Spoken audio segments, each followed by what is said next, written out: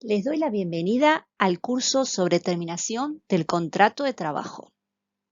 Este curso está estructurado en 5 módulos.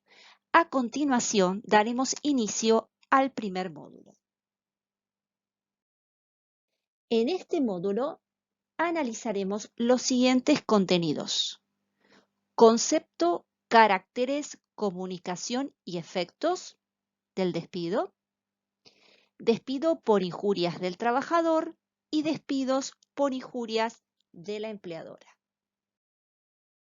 El contrato de trabajo, en función del principio de permanencia, tiene una vocación de continuidad. Una vez celebrado, se prolonga con el intercambio de las prestaciones entre el trabajador y su empleadora. La estabilidad ha sido definida por la doctrina como el derecho a la conservación del empleo, es decir, que consiste en mantener la relación laboral durante el tiempo de duración del contrato. Nuestro ordenamiento legal consagra al contrato por tiempo indeterminado como la forma típica de contratación. Este tipo de contrato dura hasta que el trabajador se encuentre en condiciones de jubilar, salvo que se configuren algunas de las causales de extinción previstas por la Ley de Contrato de Trabajo. En los supuestos de contratos a plazo que admite nuestro régimen legal, se va a mantener hasta que venza el plazo pactado. El derecho a la conservación del empleo rige hasta tanto se produzca una causa legal que admita la extinción del vínculo. La protección contra el despido nace de la idea de que la relación del trabajo necesita ser defendida frente a una disolución intempestiva o de mala fe. Entre los mecanismos de protección hay un abanico de posibilidades que va desde la nulidad del despido y posterior reincorporación hasta la obligación de indemnización. Según la intensidad de la protección, se ha distinguido entre una estabilidad propia y una estabilidad impropia. En un sistema de estabilidad propia, el empleador no puede extinguir la relación laboral sin alegar una causa. La estabilidad propia, a su vez, se divide en absoluta y relativa. Cuando la estabilidad es absoluta, el trabajador despedido tiene derecho a ser reincorporado. En nuestro sistema jurídico, los empleados públicos gozan de estabilidad absoluta. Se ha cuestionado la adopción de un sistema de estabilidad absoluta en el sector del empleo privado por afectar la garantía constitucional de la libertad de comercio e industria, que está prevista por el artículo 14 de la Constitución Nacional y el derecho de propiedad del artículo 18 de la Constitución Nacional. En nuestro ordenamiento legal, gozan de una estabilidad absoluta relativa los representantes gremiales, y ella está regulada por el artículo 52 de la Ley 23.551. No pueden ser despedidos ni se les pueden modificar las condiciones de trabajo si no media una resolución judicial que los excluya de la garantía. La violación por parte del empleador de estas garantías establecidas por la ley les otorga el derecho a demandar judicialmente por vía sumarísima la reinstalación en su puesto con más los salarios caídos durante la tramitación judicial o el restablecimiento de las condiciones de trabajo. El juez podrá aplicar astreintes al empleador que no cumpliere con la reincorporación. En el sistema de estabilidad impropia no se le garantiza al trabajador la continuidad del vínculo, pero se le otorga una indemnización en el supuesto de despido sin causa. Este régimen es el que fue previsto por nuestra ley para el sector privado para brindar una protección contra el despido arbitrario. Esta indemnización, basada en el salario y antigüedad del trabajador, cumple una función disuasiva, resarcitoria y punitiva. El despido es la declaración unilateral de una de las partes dirigida a la otra y recibida por ésta que tiene por objeto extinguir el contrato de trabajo. Puede fundarse en una justa causa o carecer de la misma. El despido es un acto recepticio porque adquiere eficacia a partir del momento en que llega a la esfera de conocimiento del destinatario.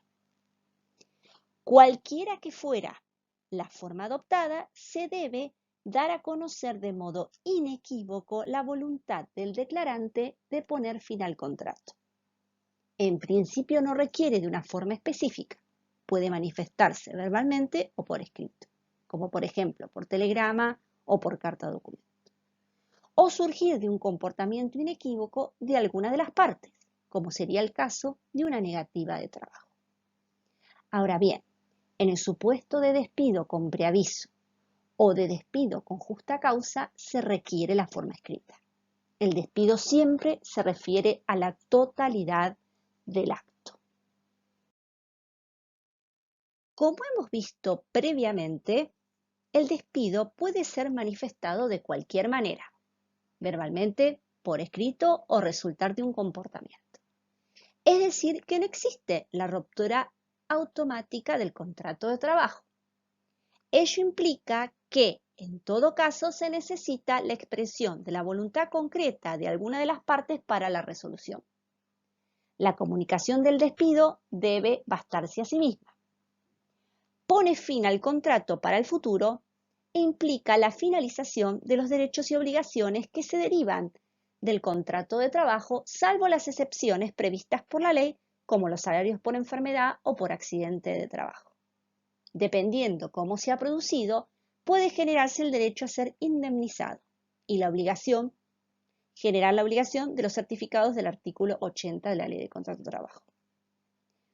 Una vez notificado a la otra parte, no resulta posible su retractación o revocación de forma unilateral.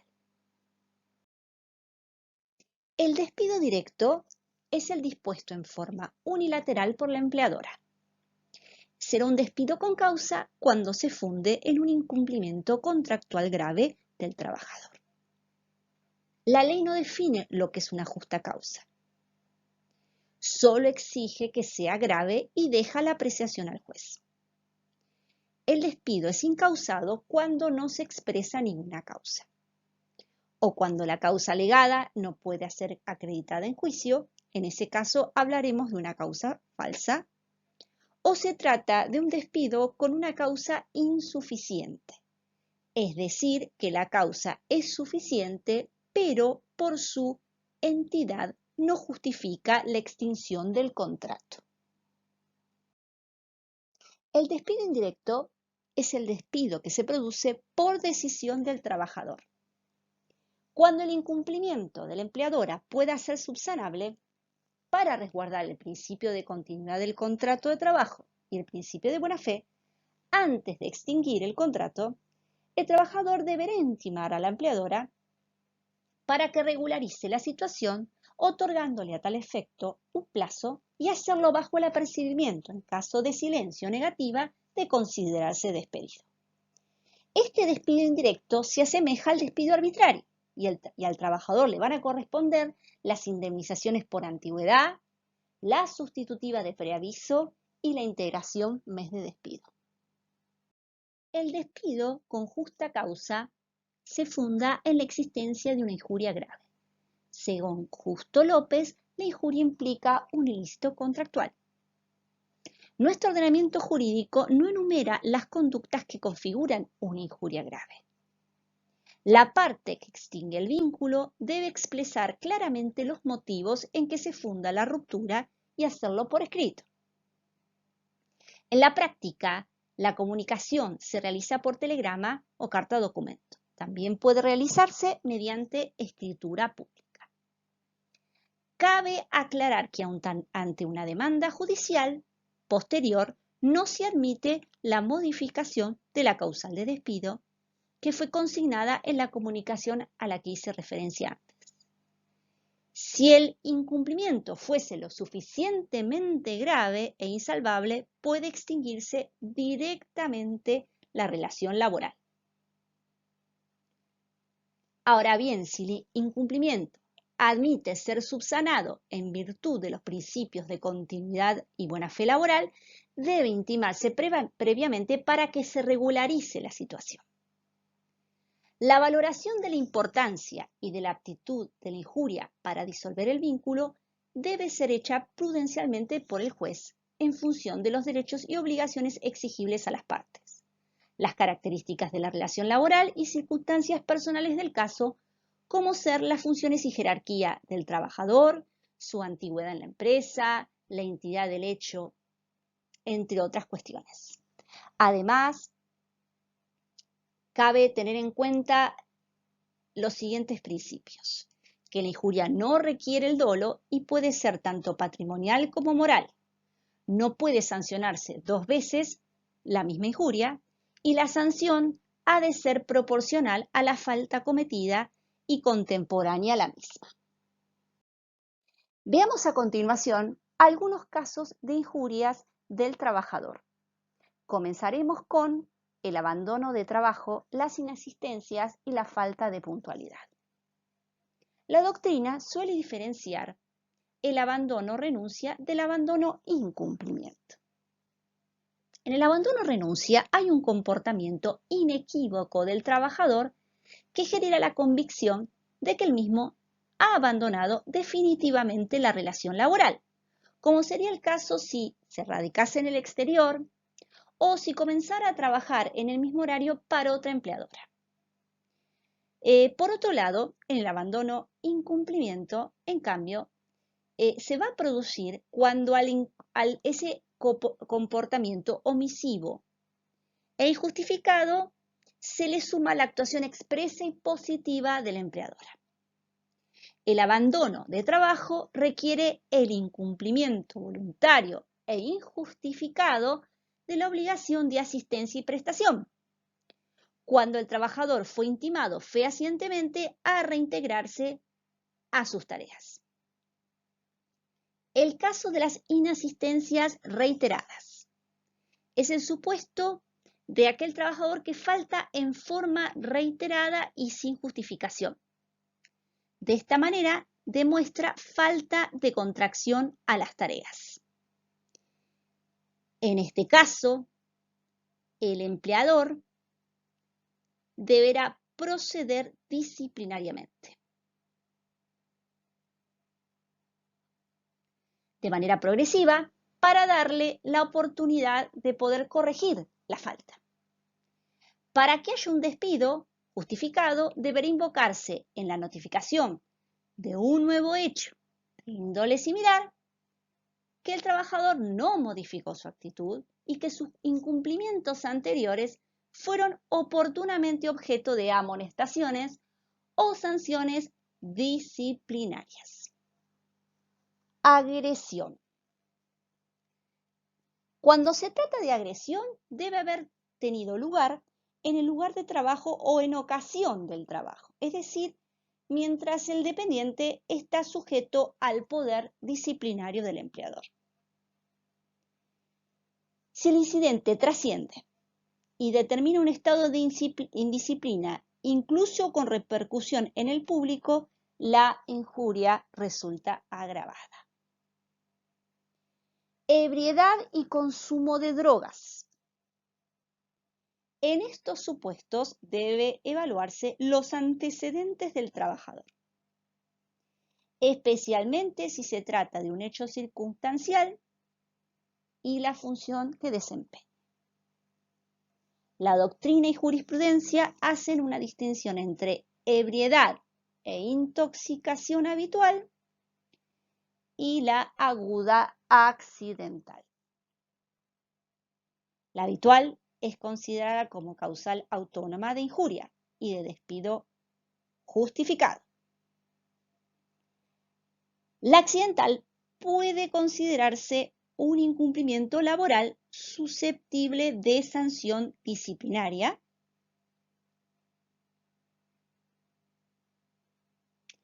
pero no de despido.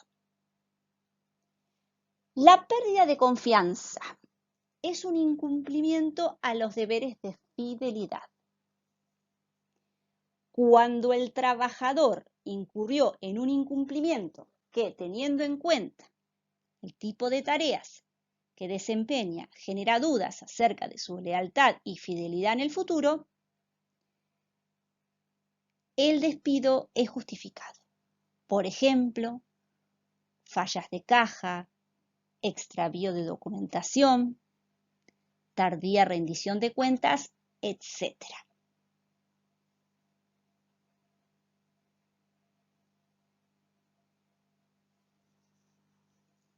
Delito.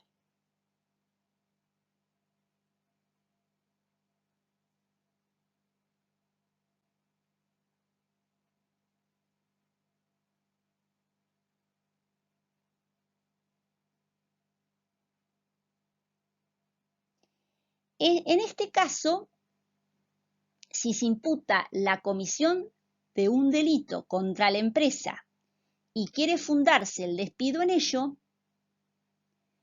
el empleador deberá probar su comisión en el proceso penal.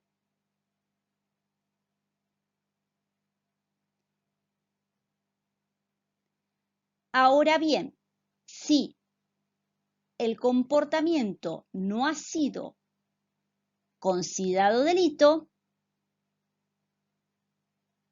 en la jurisdicción penal,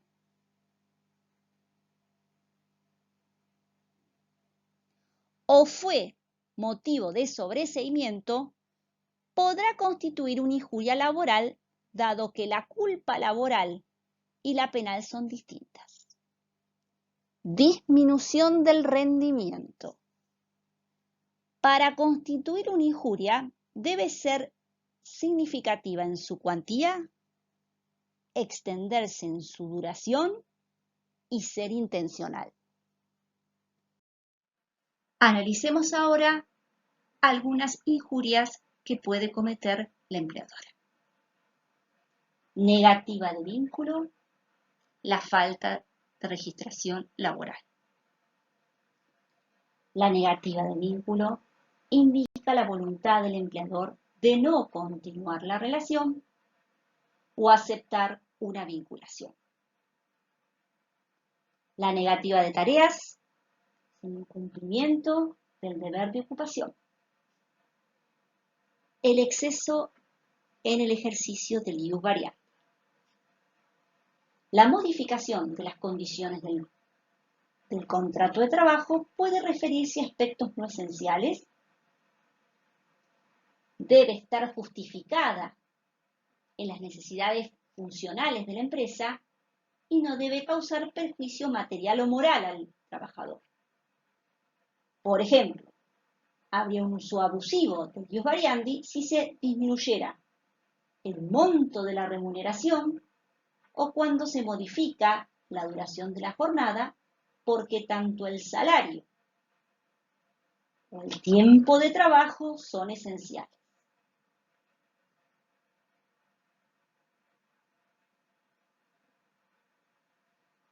Falta de pago de la remuneración.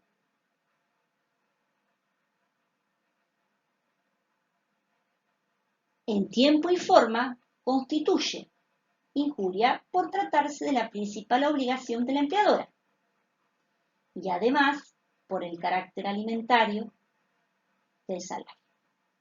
Se requiere, en este caso, la intimación previa al pago.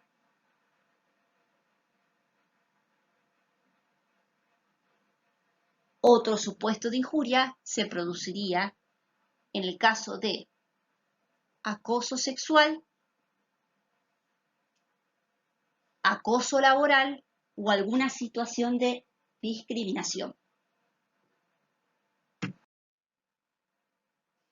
Como actividad práctica correspondiente a este módulo de trabajo, los invito a ver la película La Asistente, la que se encuentra disponible en Amazon Prime. Les propongo analizar si los hechos que afectan a la protagonista de esta película constituirían una injuria laboral de acuerdo a nuestro ordenamiento jurídico.